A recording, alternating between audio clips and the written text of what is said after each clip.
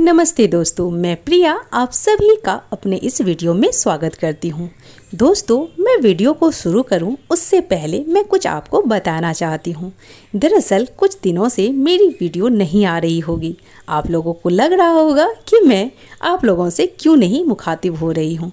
तो दरअसल दोस्तों, मेरी तबीयत थोड़ी ख़राब चल रही थी, जिस कारण हमारी वीडियो नहीं आ पा रही थी। पर दोस्तों, मुझे पूरा विश्वास है कि हमारी इस माफ़ी को आप स्वीकारेंगे और इस वीडियो को ढेर सारा प्यार और आशीर्वाद देंगे। तो दोस्तों, आज की वीडियो शुरू करते हैं और बात करते हैं उन महान हस्ती के बारे में जिनके आगे स्वयं ब्रह्मा, विष्णु, महेश, यहाँ तक कि धर्मराज भी नतमस्तक हुए थे। वो महान हस्ती हैं राजा हरिश्चंद्र। राजा हरिश्चंद्र की ये कहानी बहुत ही प्रचलित हुई। मैं सोची आप सबों के सामने भी ये कहानी लेकर आऊं। आई होप आपको अच्छी लगेगी। राजा हरिश्चंद्र बड़े ही प्रसिद्ध राजा त्रिशंकु के पुत्र थे। राजा हरिश्चंद्र इतने प्रसिद्ध थे कि उनकी धर्मात्मा और सत्यवादी की ख्याति दूर दूर तक फैली हुई थी। उनकी इस कीर्ति से देवताओं के राजा इंद्र को भी डाह होने लगी और यही कारण इंद्र ने महर्षि विश्वामित्र को हरिश्चंद्र की परीक्षा लेने के लिए उकसाया। इंद्र के कहने से महर्षि विश्वामित्र ने राजा हरिश्चंद्र को योग बल से ऐसा स्वप्न दिखलाया कि राजा अपने स्वप्न में ऋषि को सब कुछ अपना राज दान कर चुके हैं। दूसरे दिन महर्षि विश्वामित्र अयोध्या आए और अपना राज्य मांगने लगे। स्वप्न में किए गए दान को भी राजा स्वीकार कर लिया और विश्वामित्र को सारा राज्य दे दिया। महाराजा हरिश्चंद्र पृथ्वी भर के सम्राट थे। अपना पूरा राज्य उन्होंने दान कर दिया था। अब दान की हुई वस्तु या भूमि में रहना उचित ना समझकर स्त्री तथा पुत्र के साथ वे काशी आ गए, क्योंकि पुराणों में यह वर्णन है कि काशी भगवान शंकर की त्रिशूल पर बसी है। अतः वह पृथ्वी में होने में पर भी पृथ्वी से अलग मानी जाती है। अयोध्या से जब राजा हरिश्चंद्र चलने लगे तब विश्वामित्र ने कहा, हे महाराज, बिना दक्षिणा के जप तप दान सब बेकार है, इससे कोई फल नहीं मिलता। तुमने इतना बड़ा राज्य दान में दे दिया तो उसकी दक्षिणा में 1000 सोने की मोहरें और दो। राजा हरिश्चंद्र बहुत सोच में पड़ गए। उनके पास इतना धन कहाँ था। राज्य दान के साथ राज्य का सब धन और सोना भी दान हो चुका था। ऋषि से दक्षिणा देने के लिए 1 महीने का समय लेकर वो काशी आए। काशी में उन्होंने अपनी पत्नी रानी सेवैया को एक ब्राह्मण के हाथों बेच दिया। साथ में ही राजकुमार रोहितास छोटा बालक था। प्रार्थना करने पर ब्राह्मण ने उसे अपनी माता के साथ रहने की आज्ञा दे दी। स्वयं अपने को राजा हरिश्चंद्र ने एक चंडाल के हाथों बेच दिया और इसी प्रकार ऋषि ने विश्वामित्र को 1000 सोने की मोहरें दान में दी।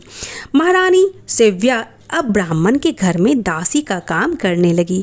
चंडाल के सेवक होकर राजा हरिश्चंद्र शमशान घाट की चौकीदारी करने लगे।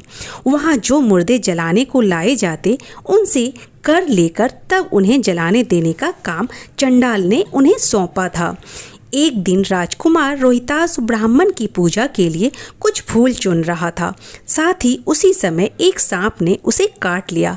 सांप काटते ही उनके विष पूरे शरीर में फैल गया और वो मरकर भूमि में गिर गया। जैसे ही यह घटना महारानी सेव्या को पता चली, वो फूट फूट कर रोने लगी, पर उन्हें कोई धीरज बंधाने वाला भी नहीं था और न उनके पुत्र को लेकर शमशान तक पहुंचाने वाला।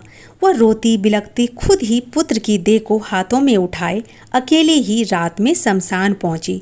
वे पुत्र की देह को जलाने जा ही रही थी कि राजा हरिश्चंद्र वहां आ गए और मरघट का कर मांगने लगे। बेचारी रानी के पास तो पुत्र की देह को ढकने तक के लिए कफन भी नहीं था। उन्होंने राजा के स्वर को पहचान लिया और गिड़गिड़ा कर कहने लगी, हे महाराज, यह तो आपका ही पुत्र है जो मरा पड़ा है। ये कैसी विडंबना है राजा कि अपने ही पुत्र के लिए जलाने को कर मांग रहे हो। वो गिड़गिड़ा कर रोने लगी, पर महाराज ने कहा कि मैं चंडाल का सेवक हूँ। हे रानी, मुझे ये आदेश है कि बिना कर कोई भी मुर्दे जलाने ना पाए।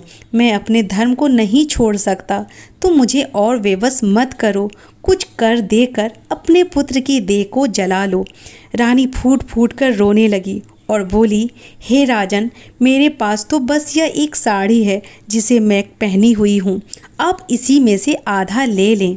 जैसे ही रानी साड़ी को फाड़ने चली, वैसे ही वहाँ स्वयं भगवान नारायण, इंद्र, धर्मराज आदि देवता, साथ ही विश्वामित्र भी प्रकट हो गए।